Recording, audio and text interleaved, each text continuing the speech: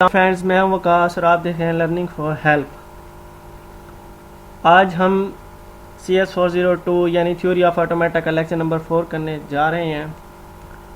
तो ये इसकी समरी है कि जो जो हम इसमें से कवर करेंगे। ये एग्जांपल है लैंग्वेज इवन की।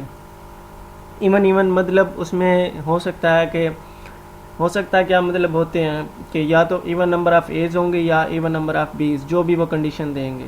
ठीक है, तो आगे चलने से पहले आप सबसे रिक्वेस्ट है, अगर आप मेरे चैनल पर न्यू आए हैं तो मेरे चैनल को सब्सक्राइब कीजिए और दूसरों के साथ भी शेयर कीजिए। और एक और बात, अगर आपको कहीं से कोई बात कंफ्यूज करती है, कोई समझ नहीं आती, तो आप कमेंट सेक्शन में मुझसे पूछ सकते हैं। तो चलते हैं आज के लेक्चर की तरफ। तो लैंग्वेज ऑफ स्ट्रिंग है, वो कह रहे हैं कि डिफाइन ओवर ए और बी से हमने बनानी है मिलके। ठीक है, उसमें इवन नंबर ऑफ एज होने चाहिए और इवन नंबर ऑफ बीज होने चाहिए। यानी या तो फिर इवन नंबर ए होंगे या इवन नंबर बी होंगे, या दोनों भी हो सकते हैं। ठीक है, तो इवन जो स्ट्रिंग बनेगी वो इस तरह बनेगी। फर्स्ट स्ट्रिंग हमारी होती है नल। ठीक है जी, नल कब आता है? जब हम किसी लैंग्वेज का क्लोयर लेते हैं। ठीक है जी, तो नल फर्स्ट ऑफ ऑल हम होगा। फिर इवन नंबर ऑफ एज है, देखें डबल ए, इस तरह डबल बी, इसमें भी इवन नंबर है। तो इवन नंबर कौन से होते हैं? 2, 4, 6, 8, 10। ठीक है, तो 4 इसमें ए आ गए, फिर इसमें 2 ए आ गए, 2 बी आ गए, इस तरह इसमें ए बी, ये मतलब हैं तो वैसे भी देखें तो आप 2 ए हैं और 2 बी हैं, इस तरह। यानी कि सारे इवन नंबर हैं, तो ये इन्फिनिट हो सकते हैं। तो इसका जो रेगुलर एक्सप्रेशन होगा ना, हम उसको ऐसे लिख सकते हैं कि double A plus double B plus A B, यानी इन सब को अगर हम प्लस कर दें, देखें नल तो वैसे प्लस नहीं होता, डबल ए फिर हमने प्लस कर दिया, फिर डबल बी फिर प्लस कर दिया। ठीक है जी, तो A B plus A B, तो इसके बाद double A plus double B. तो ये क्लोजर का मतलब क्या है कि इसमें जो स्ट्रिंग बनेंगी वो या तो ए से मिलकर बनेंगी या फिर बी से मिलकर बनेंगी। या तो डबल ए होगा या 4A होगा, 6A होगा, 8A होगा, इस तरह। ठीक है, इस तरह डबल बी 4 दफ़ा बी हो सकता है या फिर 8 दफ़ा, 6 दफ़ा। तो A B plus B A star, इन सब का क्लोजर है फिर इन सब का। तो इसका मतलब ये है कि इससे जो स्ट्रिंग बनेंगी वो इवन नंबर ही होंगी, A B plus A B. Plus का मतलब या ले सकते हो आप। ठीक है, तो इन सब से जो मिलकर स्ट्रिंग बनेगी वो ये वाली बनेगी। तो इसका रेगुलर एक्सप्रेशन ये हो गया।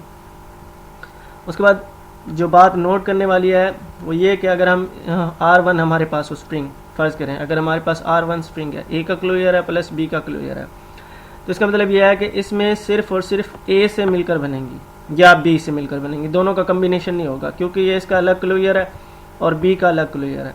ठीक है, तो इसमें या तो 1 से लेकर 100 आन तक सिर्फ ए ही होंगे और इसमें सिर्फ बी होंगे।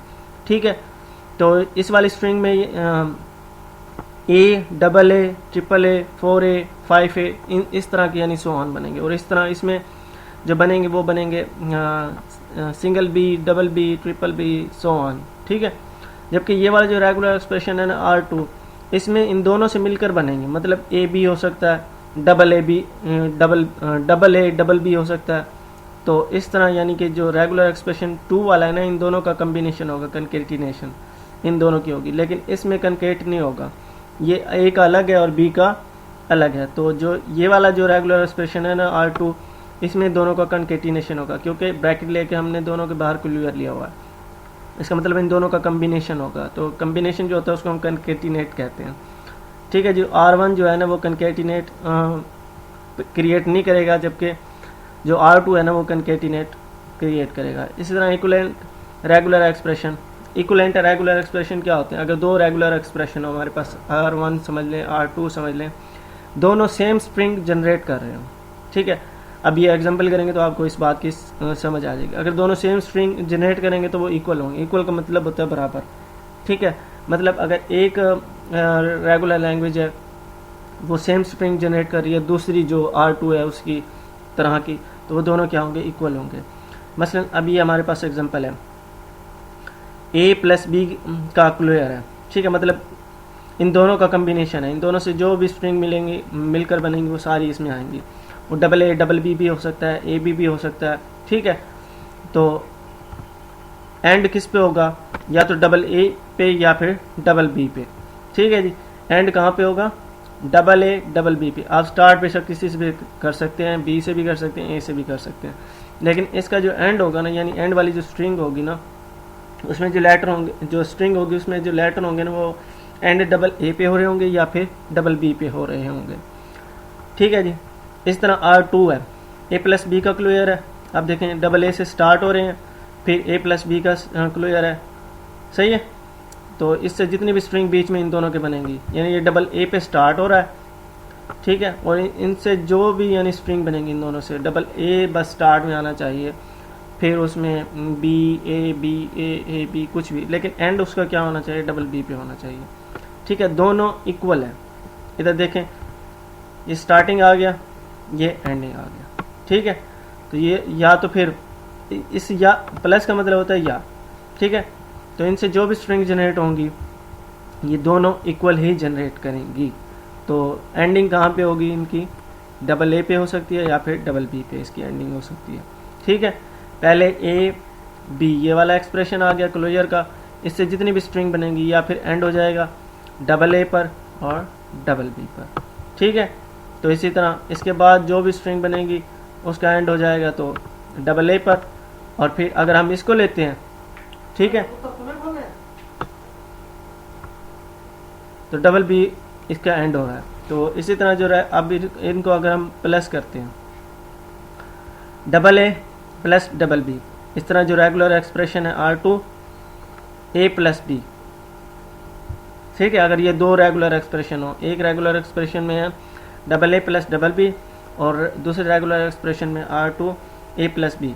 ठीक है, अगर हम इन दोनों को प्लस करते हैं तो क्या होगा, R1 प्लस R2, R1 की जगह पे ये आ गया, प्लस आएगा फिर सिंबल, फिर R2 की जगह पे ये ए प्लस बी आ जाएगा। इस तरह अगर हम इनको कंकेटिनेट करते हैं तो double A plus double B A plus B. ठीक है, देखें यहाँ पे अब हमने प्लस का साइन यूज़ नहीं किया, क्यों, क्योंकि हम इसको कंकेटिनेट करते हैं। कंकेटिनेट एक समझने की ज़रूरत होती है एक तरह की, कि उनके दरमियान कोई सिंबल नहीं होता, एक दूसरे के साथ जुड़ी होती है। तो अगर हम इनको मल्टीप्लाई करें, यानी इस डबल ए को इसके साथ मल्टीप्लाई करें, इन दोनों के साथ, तो ये क्या हो जाएगा, ट्रिपल ए। फिर इस डबल ए को मल्टीप्लाई करें इस बी के साथ, तो ये हो जाएगा डबल ए बी, हो गया। इसी तरह अब ये वाला जो डबल बी रह गया, इस डबल बी को इसके साथ मल्टीप्लाई करें तो ये होगा डबल बी ए। इस तरह डबल बी इस बी के साथ मल्टीप्लाई होगा, ये हो जाएगा ट्रिपल बी।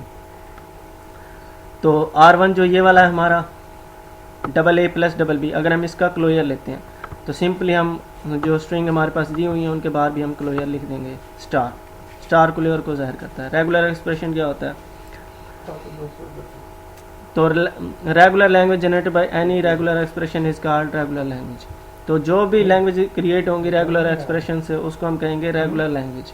ठीक है, अगर फर्ज करो कि नोट करें, अगर हमारे पास R1 है, R2 है, रेगुलर एक्सप्रेशन है, तो उसके जो L1 जो भी लैंग्वेज होंगी, L1 और L2, तो लैंग्वेज जो जनरेट होंगी,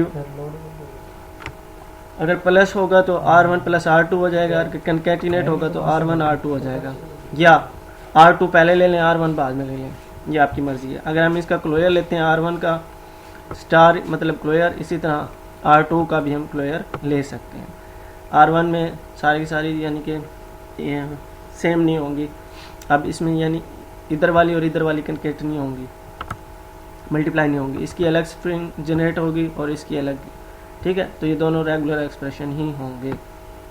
अच्छा जी, इसी तरह अगर हम नोट करते हैं, अगर हमारे पास L1 है, L2 है, अगर हम उसको एक्सप्रेस करते हैं R1 और R2 से, ठीक है, यानी लैंग्वेज 1 है उसको हम कहते हैं रेगुलर एक्सप्रेशन R1 है, जबकि लैंग्वेज L2 है उसको हम कहेंगे R2 है। तो जो भी लैंग्वेज एक्सप्रेस होंगी उसको हम कहेंगे, अगर हम प्लस करते हैं, ठीक है, R1 प्लस R2 होगा। ठीक है, इसी तरह R1 प्लस R2 की जगह पे हम अब लिख सकते हैं L1 प्लस L2, क्यों, क्योंकि हमने कहा है कि R1 की जगह पे L1 है जबकि R2 की जगह पे L2 है। तो अगर हम उनका यूनियन करते हैं तो फिर क्या हो जाएगा, L1 यूनियन L2। इस तरह अगर हम उनको कंकेटिनेट करते हैं तो R1 R2 होगा, तो इसका जो लैंग्वेज होगा फिर वो क्या बनेगा, L1 L2, क्योंकि मैं ऑलरेडी आपको बताया कि R1 की जगह पे L1 है और L2 की जगह पे R2 की जगह पे L2 है। तो इन दोनों को रिप्लेस करेंगे तो L1 L2 बन जाएगा। तो इसमें प्रीफिक्सिंग जो होगा स्ट्रिंग L1 होगी। प्रीफिक्स मतलब वो होता है जो पहले आता है, ठीक है जी। और सफिक्स वो होता है जो बाद में आता है, तो L2 इसमें सफिक्स है, तो R1 स्टार मतलब क्या होगा L1 स्टार, ठीक है जी, सेम टू सेम है उसी तरह, तो ये कंकेटिनेट हो जाएगा। इसमें जब क्योंकि स्टार आ जाता तो मैंने आपको कहा था नल स्ट्रिंग भी होगी, तो इसमें नल स्ट्रिंग भी आएगी। तो जिन्होंने मेरे पिछले लेक्चर नहीं देखे वो पिछले लेक्चर मेरे देखें, उसके बाद इन लेक्चर की आपको अच्छे से इंशाल्लाह समझ आएगी। फिर भी अगर कहीं पे कोई बात आपको कंफ्यूज करती है तो हम इससे कमेंट सेक्शन में पूछ सकते हैं। अच्छा जी, अब एग्जांपल है, रेगुलर एक्सप्रेशन R1 है वो double A plus double B के बराबर है, जबकि R2 है ए प्लस बी के बराबर है। तो लैंग्वेज जो जनरेट करेगी R1 प्लस R2, यानी इन दोनों को हमने प्लस करना है, तो हम इसको ऐसे लिख सकते हैं डबल ए प्लस बी, फिर प्लस का साइन होगा ए प्लस बी, यानी R1 और R2 दोनों को हम प्लस कर देंगे। तो R1 ये वाला है, ये वाला, ठीक है जी, ये जो दिया हुआ है आपको, और R2 ये वाला लास्ट वाला। तो R1 ये है, R2 ये है, तो जनरेट होगी स्ट्रिंग। अगर हम उनको कंकेटिनेट करते हैं तो फिर क्या होगा, double A plus double B फिर into A plus B, concatenate हो जाएगा। कंकेटिनेट में कोई साइन भी नहीं होता बीच में। तो ये R1 है, double A plus double B, तो स्ट्रिंग जो जनरेट होगी R1 स्टार, मतलब अब हम इसका क्लोजर लेंगे double A plus double B, ठीक है। जब हम इसका क्लोजर लेंगे तो इसमें इवन नंबर ऑफ एज होंगे, इवन नंबर ऑफ बीज होंगे, जैसे पीछे वाली एग्जांपल हमने की है। तो अगर R1 का, अगर हम R का क्लोजर लेंगे तो जाहिर है इसका भी क्लोजर होगा, क्योंकि ये R तो इसके इक्वल है ना। उसके बाद जो भी फाइनाइट लैंग्वेजेस होंगी ना वो रेगुलर होंगी, मतलब उसमें अगर हमारे पास स्टेप फाइनाइट होंगे, मतलब अनलिमिटेड नहीं होंगे स्टेप उसके, अगर फाइनाइट होंगे तो वो रेगुलर होगी। अगर हम फर्ज करें, कंसीडर करते हैं हम एक लैंग्वेज L है जो कि स्ट्रिंग ए बी से मिलकर बनी है, ठीक है जी, किससे, ए बी से, और उसकी जो लेंथ है ना वो 2 है। अब ये कंडीशन दी हुई है कि उसकी लेंथ जो है ना 2 होनी चाहिए बस, स्टार्टिंग विद ए, मतलब स्टार्ट ए से होना चाहिए, सही। तो फिर क्या होगा, डबल ए, देखें डबल ए हो सकती है। उसने एंडिंग का नहीं कहा, कि उसने ये नहीं कहा कि आपको जी आपने एंड बी पे करना है, आप ए से मिला के भी कर सकते हो, ठीक है, लेकिन स्टार्ट में जो है ना सिर्फ ए आना चाहिए, एंड में आपका कुछ भी हो। तो डबल ए बी हो सकती है, ठीक है। इसको अगर हम लिख सकते हैं रेगुलर एक्सप्रेशन से तो फिर इन दोनों को प्लस कर देंगे, double A plus A B, या तो ये वाली या फिर ये वाली। प्लस का मतलब ये नहीं है कि इन दोनों को प्लस कर दिया तो मजमूआ हो जाएगा, नहीं, ये एज ए आर यूज़ होता है, मतलब या, ठीक है। तो ये बात नोट करने की है कि इसमें जो है ना मैंने जैसे बताया कि इवन नंबर ऑफ एज होंगे और बीज होंगे, ठीक है। तो बेशक हम इससे 1000 वर्ड बना लें, कुछ भी बना लें, लेकिन अगर हम इन दोनों को यानी प्लस कर देंगे तो फिर हम बीच में प्लस का साइन यूज़ कर लेंगे इसके लिए। तो प्लस आर के लिए इस्तेमाल होता है। या अगर हमारे पास ये लैंग्वेज हो triple A, double A B, A B A double B and so on, ठीक है। तो इसका जो रेगुलर एक्सप्रेशन होगा फिर क्या होगा, इन सबको हमने प्लस कर देना, इन यानी कॉमा हटा के अगर हम इनके दरमियान प्लस का साइन कर दें तो ये उसका रेगुलर एक्सप्रेशन आ गया। इसको हम ऐसे भी लिख सकते हैं, कैसे जी, ए plus B, A plus B, A plus B, कैसे, देखें ए को अगर हम मल्टीप्लाई करते हैं इन दोनों के साथ, ठीक है, मतलब ये वाला फर्स्ट एलिमेंट है, ये वाला फर्स्ट एलिमेंट है। तो फर्स्ट अगर हम ए को मल्टीप्लाई करते हैं इन दोनों फर्स्ट एलिमेंट के साथ, ए फिर डबल ए हासिल हो जाएगा, फिर उसको मल्टीप्लाई करेंगे तो ये ट्रिपल ए हासिल हो जाएगा। इसी तरह अगर इस ए को आप मल्टीप्लाई करते हैं बी के साथ, यानी सेकंड एलिमेंट के साथ, ये बनेगा ए बी बी, ठीक है। या ये तो अलग से हो गया, या अगर आप चाहते हैं कि पहले हम इस ए को जो है ना, इस ए को इन दोनों को अलग अलग मल्टीप्लाई करनी, तो पहले फर्स्टली आप इसको ए के साथ कर लें, फिर ए के साथ कर लें, फिर इस ए को इस बी के साथ कर लें, इस बी के साथ कर लें, तो ये फर्स्ट ट्रिपल ए हो जाएगा, फिर हो जाएगा डबल बी, ठीक है। तो इस तरह हम इसका रेगुलर एक्सप्रेशन बना सकते हैं। अगर हम इसको मल्टीप्लाई करेंगे, ये तो ट्रिपल ए हो गया, फिर ए फिर ये जो बी है आप इसको मल्टीप्लाई करके देख लें,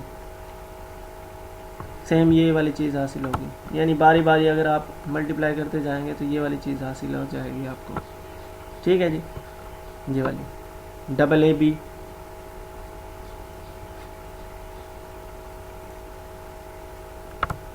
पहले इसको मल्टीप्लाई कर लें इन दोनों के साथ, फिर इसको मल्टीप्लाई कर लेंगे इसके साथ। अगर हम स्टार्ट से करेंगे तो ए हो जाएगा, फिर ये वाला जो ए है इसके साथ मल्टीप्लाई होगा, ठीक है, फिर इसके साथ। अब ये वाला हो गया ना, अब हम ये वाला जो है कर लिया, अब हम इसको करके देखते हैं। तो ये सारा का सारा ये वाला रेगुलर एक्सप्रेशन बन जाएगा। उसके बाद introduction to finite automaton. Finite automaton को सिंपली हम कहते हैं एफ ए। फाइनाइट से मुराद एफ, ठीक है, एफ से मुराद फाइनाइट हो गया, और ऑटोमेटन ए को कहते हैं। तो इसमें देखें आप, कंटेंट कितने हैं, 64 बॉक्सेस हैं। ये 8 इस तरह है और 8 इस तरह, 8 मल्टीप्लाई 8 होता है तो 64 होते हैं। तो ये पेपर हैं। अगर हम इसको एडजस्ट करना चाहते हैं, मतलब इनकी अगर हम तरतीब करते हैं, वो कहता है इसमें से कुछ जो है सफ़ेद हैं और कुछ जो है वो ब्लैक कलर है, ठीक है जी। पेपर जो पीस है ना वो कितने हैं, 64। ये आप बॉक्सेस काउंट करेंगे ना तो 64 बनते हैं। तो इनके अरेंजमेंट हम मुख्तलिफ तरीक़ों से कर सकते हैं, लेकिन जो भी तरीके होंगे वो फाइनाइट होंगे। एफ ए का मतलब ही फाइनाइट ऑटोमेटन है, मतलब इसमें जो भी स्टेप्स होंगे वो फाइनाइट होंगे। तो अगर हम डाइस हो, हमारे पास एक पेयर ऑफ डाइस हो, अगर हम उसको ऐसे फेंकते हैं तो जो भी तरतीब बनती है उसमें वो ये कहते हैं कि 2, 3, 4, 12 तक, ठीक है। क्योंकि मैक्सिमम नंबर कितने होते हैं, 2 डाइस हो। डाइस किसको कहते हैं, वो छक्का नहीं होता, 1 से लेकर 6 तक उसमें होते हैं। तो 6 अगर आते हैं तो प्लस 12 हो जाएगा। तो ये कम्बिनेशन बन सकता है। देखें, अगर एक में दोनों में एक एक आता है तो 2 बनेगा, ठीक है। अगर एक में 1 आता है, दूसरे में 2 आता है तो 3 आएगा। तो ये अरेंजमेंट है, ठीक है। मैक्सिमम इसकी जो अरेंजमेंट हो सकती है वो 12 तक हो सकती है, क्योंकि 6 आ सकते हैं तो फिर वो 12 ही बनेंगे। तो ये अरेंजमेंट हम कर सकते हैं, लेकिन होंगी ये लिमिटेड। उसके बाद मेथड 4 है डेफिनेशन। फाइनाइट ऑटोमेटन जो है ना, उसमें ये दर्जेल चीज़ें होती हैं। कौन कौन सी, उसमें नंबर ऑफ़ स्टेट्स जो होंगी ना वो फाइनाइट होंगी। स्टेट्स क्या होती हैं अभी बता देते हैं। उसके बाद उसमें एक इब्तदाई स्टेट होगी, और हो सकता है कि उसमें एक फाइनल स्टेट हो, या एक से ज़्यादा हो, या ना भी हो, ठीक है जी। उसके बाद स्टेट जो हम लेटर उसको देंगे ना वो फाइनाइट होंगे, इनफाइनाइट नहीं होंगे, ठीक है जी। जो भी उसमें स्ट्रिंग बनेगी वो भी फाइनाइट होगी। तो जो भी ट्रांजिशन क्या होती है, ट्रांजिशन का मतलब ये होता है कि अभी मैं आपको आगे दिखाता हूँ जब हम बनाएंगे इसी एग्जांपल में। ट्रांजिशन मतलब एक स्टेट से दूसरी स्टेट पर जाने का रास्ता, ठीक है। इधर से इधर जा रहे हैं, मतलब एरो का साइन हम शो करते हैं इसमें। अभी हम करेंगे ना, आपको समझ आ जाएगी। अभी एग्जांपल है, वो कह रहा है सिग्मा ए बी, मतलब इन दोनों से ए बी से मिलकर बनी है, और इसमें जो स्टेट्स होंगी ना एक्स वाई जेड, जबकि एक्स स्टेट को हमने माइनस इनिशियल का और फाइनल, अच्छा, जो इनिशियल स्टेट होती है ना उसको हम माइनस से रिप्रेजेंट करते हैं, तो एक्स के साथ हमने माइनस लिखना है, ठीक है। और जो फाइनल स्टेट होती है उसको हम प्लस से जाहिर करते हैं। तो जेड के साथ क्या होगा, प्लस, क्योंकि उसने कहा इनिशियल स्टेट जो होगी ना वो एक्स होगी, और जो फाइनल स्टेट होगी वो जेड होगी। अगर हमारे पास इस तरह टेबल आ जाए, टेबल अभी नीचे लिखा हुआ है, स्टेट एक्स से अगर हम रीड करते हैं ए को तो हम जेड पे जाते हैं। कैसे, अभी ये आपको ये टेबल नज़र आ रहा है, ये ऊपर वही कुछ लिखा हुआ है। अब हम टेबल को पढ़ते हैं, इसको नहीं पढ़ते। यानी अगर हमारे पास ओल्ड स्टेट हो, ठीक है, अगर हम ये इधर ऐसे देखें, ये ओल्ड स्टेट मतलब अच्छे स्टेट क्या होती हैं ये। अब हम दायरे लगा लेंगे। उसने कहा 3 स्टेट आपने क्रिएट करनी है, कितनी, 3, एक्स वाई जेड, कितनी, एक्स वाई जेड। तो हम 3 दायरे लगा लेंगे, ठीक है। 3 दायरे हमने लगा लिए। उसके बाद इनिशियल स्टेट है उसको हमने एक्स से रिप्रेजेंट करना है, मतलब जहाँ से शुरू हो रहे हैं, ठीक है। जो फाइनाइट ऑटोमेटा होता है उसमें ना एक इनिशियल स्टेट लाजमी होती है, फाइनल या तो नहीं होती, या फिर एक से ज़्यादा भी हो सकती है, एक भी हो सकती है। तो इसमें 3 स्टेट है। स्टेट मतलब हमने सर्कल शो करनी है, स्टेट को जाहिर करते हैं सर्कल। तो इसमें हमने नंबर दे देना है। फर्स्ट जो स्टेट है वो इनिशियल है, तो हम इधर पहले हम लिख लेंगे एक्स वाई जेड। हमने 3 सर्कल बना लिए। अच्छा, ये चीज़ें अभी नहीं बनानी आपने, ये ट्रांजिशन ये नहीं बनानी, ठीक है। आपने शुरू में सिर्फ और सिर्फ स्टेट लिखनी है, यानी एक्स वाई जेड आपने 3 बना लिए। उसके बाद फिर उसने कहा कि एक्स जो है ना इनिशियल स्टेट है, एक्स इनिशियल स्टेट है, और जेड क्या है, फाइनल स्टेट है। तो एक्स पे हम माइनस लिखेंगे और जेड पे हम फाइनल लिखेंगे। तो फाइनल स्टेट पे जो भी जाता है ना वो एक्सेप्ट होता है, जो फाइनल स्टेट के अलावा किसी पे भी जाता है वो एक्सेप्ट नहीं होता, मतलब वो स्ट्रिंग जनरेट नहीं करते, जनरेट सिर्फ वही करते हैं जो फाइनल पे जा रहे हो। अच्छा, अब हम इसको रीड करते हैं। अब उसने कहा था ये देखें, ये वाला x reading a go to z, x reading a go to z। अब यहाँ पे लिख लेंगे क्योंकि उसने कहा है ए बी, ठीक है, ए बी दो ही letter, reading A reading B, ये उसकी ओल्ड स्टेट है, ये उसकी न्यू स्टेट होंगी। कैसे? अगर हम x को रीड करते हैं ए पे, आपने ऐसे पढ़ना है, x को रीड किया ए पे मतलब ट्रांजिशन जा रही है, ठीक है, x से ए की ट्रांजिशन जा रही है, ये वाले x से ए की ट्रांजिशन जा रही है, तो हमने पहुंचना है z पे, पहुंच गए, ये एक असेंबल हमने इस पे कर दिया, ठीक है। इसी तरह फिर हमने रीड करना है b को, x से अगर हम b को रीड करते हैं तो y पे पहुंचना चाहिए, तो हम b की ट्रांजिशन भी कर देंगे, तो y पे पहुंच गए, ठीक है जी। यानी ये जो ट्रांजिशन है ना, इसको ट्रांजिशन कहते हैं, ये जो एरो का निशान है इसको ट्रांजिशन कहते हैं, मतलब एक स्टेट से दूसरी स्टेट पे जा रहे हैं, ये रास्ते को ज़ाहिर करती है, शो करती है।